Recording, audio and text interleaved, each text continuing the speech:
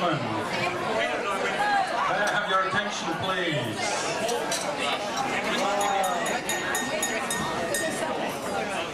Thank you very much. Sorry for interrupting your conversation and enjoyment.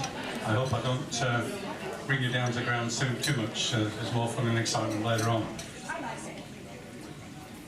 We're here for two reasons. The first reason is to enjoy ourselves, which I think we're all doing quite well. And the second reason is we're here to talk about it's working. We're here to talk about this building on Rotary Park. I'm sure many of you would have driven past this building over the years and thought to yourself, I must go in this building and have a look, see what goes on. Some of you may have actually gone in this building and seen one of our presentations, and some of you may have driven past and gone, well, it looks like a derelict toilet block. But I can assure you it's not a derelict toilet block. But first of all, what I'd like to do is like to turn the arrow of time around, and I want to take you back to 1882, because it's important we look at a little bit of our history. This is William MacDonald. He moved here in 1882 to be the manager of the Bank of New South Wales, and he was a very keen astronomer and built an observatory in the backyard of the bank, basically. And he was, at one particular point, he tried to observe the transit of Venus, and unfortunately it was cloudy, probably a bit like today, and but he's left us with a legacy which we now refer to as Transit Hill. Just below that we've got Astronomer's Terrace as well. Can you all hear me okay? Yes. Good. This is him outside his building, and this is him sat inside his observatory dome looking through this quite a beautiful telescope. In about 2007 we had a letter from the Australian Museum inquiring about whether we knew where this telescope was. Unfortunately, over a period of months they managed to locate this telescope, and they've refurbished it to its former glory. A beautiful piece of equipment which is on permanent display in the museum in Canberra, so the Australian Museum. If you ever get down there, have a look. It's really a lovely piece of equipment. William MacDonald was very proactive in the community. He was involved in the Art Society, in the Pony Club, and in the Chorus Society. Very influential man around the town. He also wrote a few scientific papers which were published in Australia and overseas in America. I'd like to just bring us forward now a little bit to the 50s, late 50s. This gentleman, Albert York, moved to Port Macquarie, and he was another keen astronomer. This is Albert in his later years, 93 years old here, 92 years old, something like that. But he moved here and he wanted to build an observatory on the roof of his house. And of course a few neighbours weren't too happy about that, so there was a number of councillors who inquired as to what was going on, and Dr. McLaren was one of the Rotarians on council at the time, and he took Albert up to the Hastings District Hospital to show him a telescope that was there. It's a brass telescope. The money. It's worth telling this story. I wasn't going to tell this, but it's worth telling it just for a side interest. There was a publican called Bob Stanfield who owned the Royal Hotel, and in those days, back in the 50s, a pint of beer was 10 old p. So for every 2 pence that was left over, he got people to put it in a jar on the end of the table, and that raised enough money to buy the road, to pay for the road that now goes down to Flynn's Beach, which we refer fondly to as Tuppenny Road. He also carried on saving and bought a telescope, a brass telescope for the Hastings District Hospital, and that lane, it didn't get really used, it was too heavy. So Albert York came along with Dr. McLaren, saw the telescope. Albert realised that this needed to go into a proper observatory. Some land was set aside on Rotary Park, and the Port Macquarie Rotary Club made it a project of theirs, and it was opened in 1962.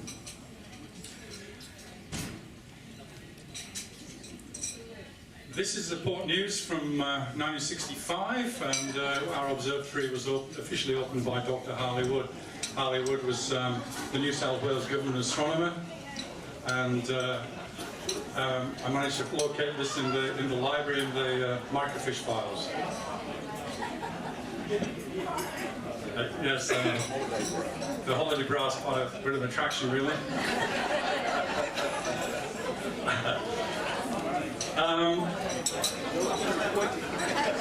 So let's move on from that one. This is a very early photograph of the observatory, and there's Albert York's little mini there that he used to travel around in. So there we are. That's a little bit about up to the history up to the 60s. I'm just going to remember where we are now.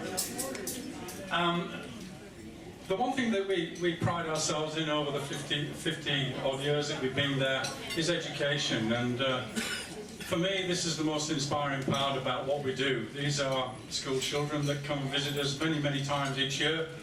We have special bookings, and they really get excited about what they're looking at. This is a 3D movie that they're watching here. These are the children that we've really got to inspire.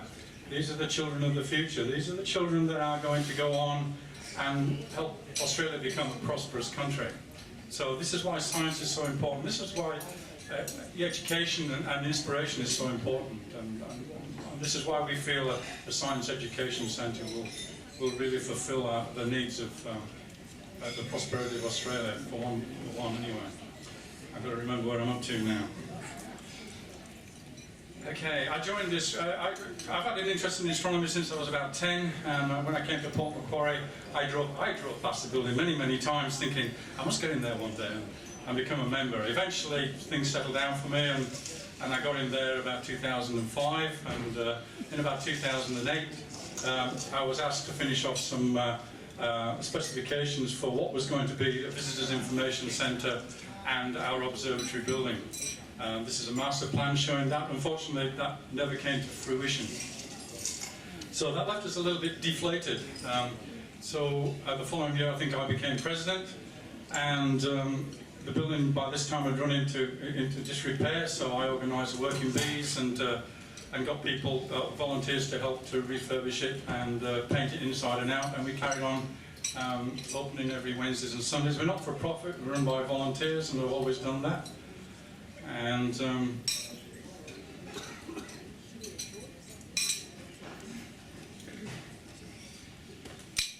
this is Jim Daniels. I don't know if anybody knows Jim or not, but he's been a bit of a mentor to me, and there he is with the 5-inch brass telescope from the Hastings District Hospital.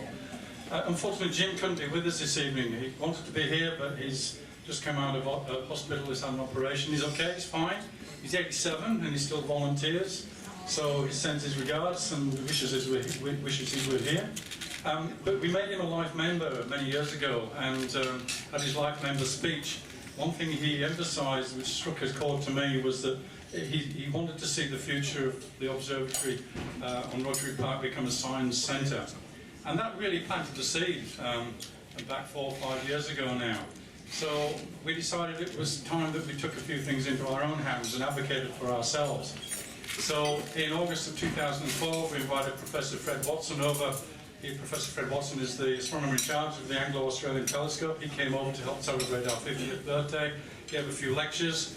Some of you may have even been at those lectures. And we launched this concept of the Science Centre then in August 2012. 12th of the 12th of the 12th sticks in my mind very well, because I spoke at council about our ideas. In March of 2013, there was a recommendation put to council which was unanimously passed without objection, allowing support of council support for us to go ahead and try and create a science centre.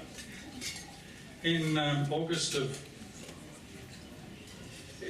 2013, Gordon Wiggle, who was then the editor of the Port News, did a really nice spread for us in the Port News to help us launch. What we wanted to do was try and bring out some of the creativity of our younger children. So we had a building design competition, and that was the launch of it in August of 2013. It went out to all the schools in the area, and these were our lucky winners. These are just 3 of the boys from Comboyne Primary School. There was 11 of them altogether, whole class. came in, and you can see the little model that they made behind them out of all math wooden blocks. But the folio was really, really good. They had some excellent things in there that could be incorporated into the Science Centre. Kempsey High School came second with their project. Camden Haven High School came third. And when I was speaking with some of the boys from the Camden Haven High School, I was quite impressed that they'd used 3D printers to print little telescopes and seats and things like that. Also, on the launch of the building design competition, coincidentally, I was asked to speak at Sunrise Rotary morning breakfast about our ideas. And towards the end of my talk, I asked if there was anybody in the audience who was an architect who would like to be on the judging panel for this particular competition. And one of the gentlemen behind me, Malcolm, put his hand up and said, "Yes, I can help you with that dream." So it's now my great pleasure to hand you over to Malcolm to take us through the next part of this presentation. Thank you.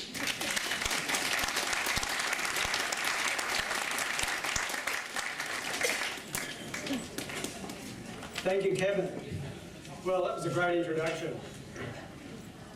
So from here, I'll start you off with a little video that was prepared by Sue Jogova, who is the guru of Port Macquarie Sunrise Rotary in terms of our PR campaign.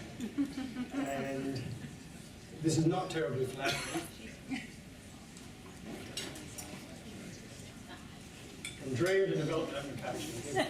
Hi, I'm Malcolm McNeil, local architect. I'm in the Rotary Club of Port Macquarie Sunrise. A little bit of a history on this observatory. It was built in 1960, and I remember as a 6-year-old being here with my dad, who was a member of the Rotary Club of Port Macquarie, and we were laying bricks, and it was quite an interesting exercise because whilst the Rotary Club were involved as a voluntary project to build the building, it was under the instructions, very clear instructions, from Mr. Albert York, who was responsible for the dream. Albert used to turn up with his little powder blue Morris 850 Mini, and he had trouble walking, so he would sit in the driver's seat with the door wide open and issue instructions. I remember that very clearly as a 6-year-old, and it's quite an interesting exercise. And to be back here again, sort of so many years later, and looking at rebuilding a new project on this site, it's really exciting.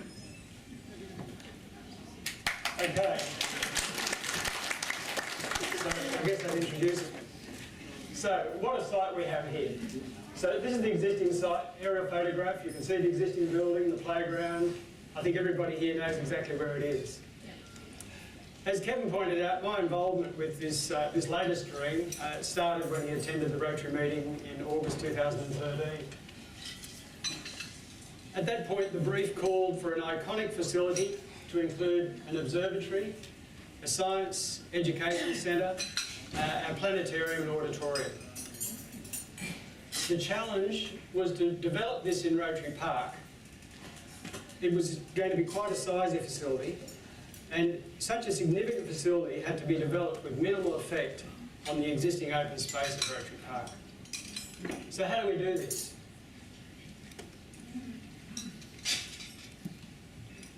So we've got the magnificent side outlook.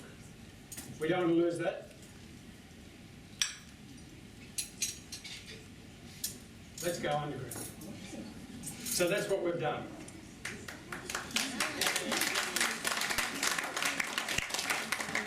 So here's a basic cross-section through the building. I'll just bring up. So we've got the entry at ground level. Go into an entry foyer. We have the observatory adjacent to the entry, accessible from the entry foyer. We then go to the lower ground, where we have the planetarium and the auditorium. The tiered seating drops down to a basement level. I've moved on a little bit quickly there, to absorb it a little bit more. And you'll see some interesting things on the top of the building there, which is actually earth covered, and we'll come to those a little later. So how do we build this? Well, really we have to start from the ground up, but in this case it's from the underground up. So this is the basement level. And we just keep layering this up. The tiered seating in the planetarium. We start to see some structure come around it. The next level, next level.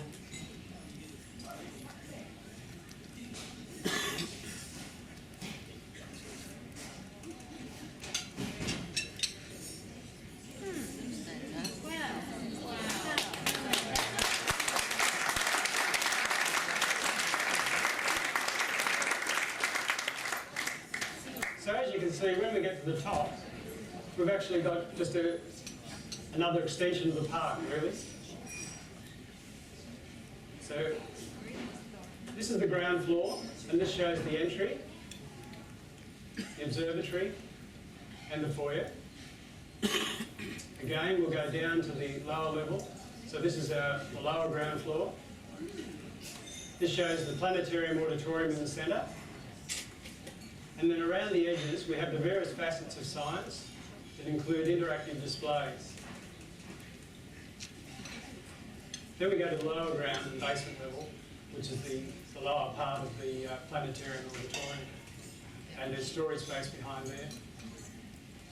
You can see that we have the podium there. There's a goods lift to bring things down for displays, and passenger lift. And we'll take it on a little bit of a fly through. This starts off from where you probably observe it from the Observatory Hotel, swinging around to the northwest,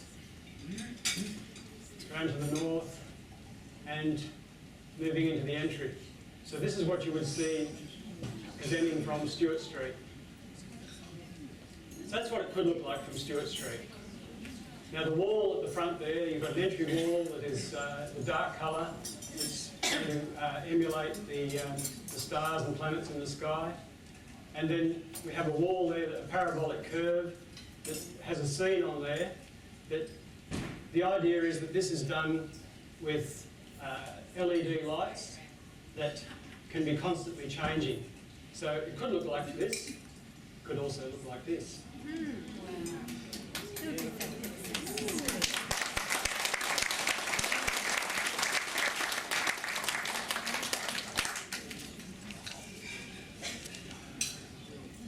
So we'll just go on now. So, as I say, this is the view from the Observatory Hotel. And what we're having on top is an energy forest. So you can see around the edges of the circle there, we have the PV solar panels that are going to generate electricity for the facility. There's a couple of small wind turbines there. And we also have some energy spheres. And then there's an intense energy generator over on the top right-hand side. And then you can see the dome of the actual observatory. And this is how it would sit in plan view, superimposed over the original site plan. And you can see that it creates still a fairly major open space of Rotary Park.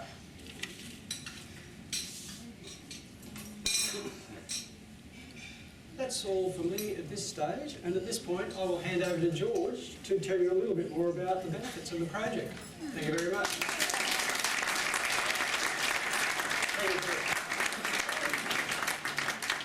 Thank you, Malcolm.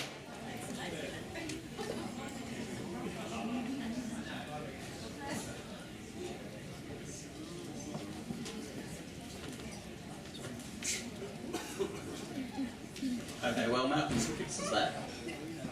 So what does this actually mean for Port Macquarie? What are the benefits for all of us?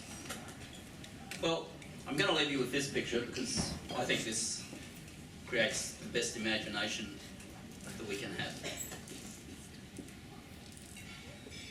As a science education centre, you will have these 4 spaces that has changing exhibitions, interactive exhibitions, that mean the learning experience for all the schools, all the kids that come on holiday keeps changing and is fresh. As an architectural building, it will be a standout for people to actually come and study. It will have up-to-date future technologies that will continue to be updated, and the energy forest is an example of that. at least 3 different types of new technology aiming at creating a zero-emission building. So it will stand as an architectural building of significance, not only in Port Macquarie, but in Australia. And architects and others in building design do travel to see these. At the moment, we get about 4,000 students, children a year come to the Science Education Centre as it is. The plan is that we will now reach into Sydney and Brisbane and as far west as Tamworth and Armidale, even further, to attract schools to the area to come and see us. And we have what I like to call the star in the galaxy. We will have a planetarium.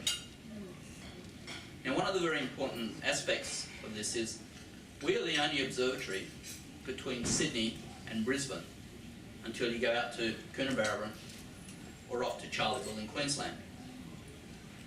So as this centre now has 150-seat auditorium, planetarium, we will attract a lot more educational visits. It will also add to Port Macquarie what we have lost to a degree in the last few years, and that is a holiday attraction. Peppermint Park's gone, Fantasy Glades is gone. We have this, a world-class facility.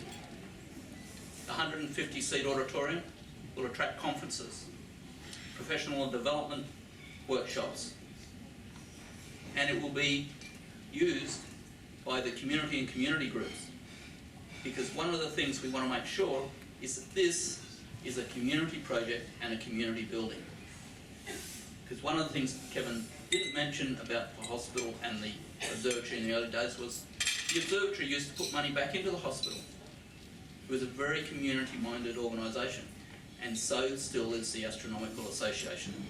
So we want to put back into the community with science, scholarships, helping send kids to science camps, all that sort of thing. Plus, as I said, for the community users. The amount of people we believe will start coming to Port Macquarie will of course start to fill the demand and probably become even an over demand for the hotel accommodation, holiday accommodation that's here. All the businesses from real estate through to restaurants, through to Woolworths, local corner stores will benefit. And of course for us in the Astronomical Association, it will provide a spark for our kids, for the kids in this area to learn about science and go on. And it has been shown through studies around the world that places such as Questacon, ScienceWorks, Powerhouse, the learning, the informal learning that goes on stays with kids forever and helps them think about going into science and indeed into tertiary science. Overall, this building will put Port Macquarie on the map, even higher than it is. And I know some market research has just been done about destination Port Macquarie. We're running about equal to Byron and Coffs. This facility will put us that much further ahead, and it will make for an extremely vibrant, local, engaged community. Please get involved. Thank you.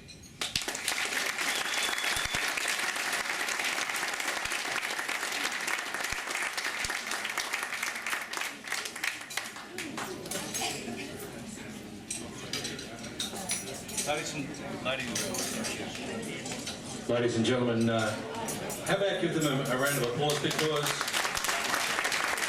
George, Malcolm and Kevin have never made digging a hole for yourself more attractive. That was just sensational. Thank you very much, guys, and what vision that is showing for our town.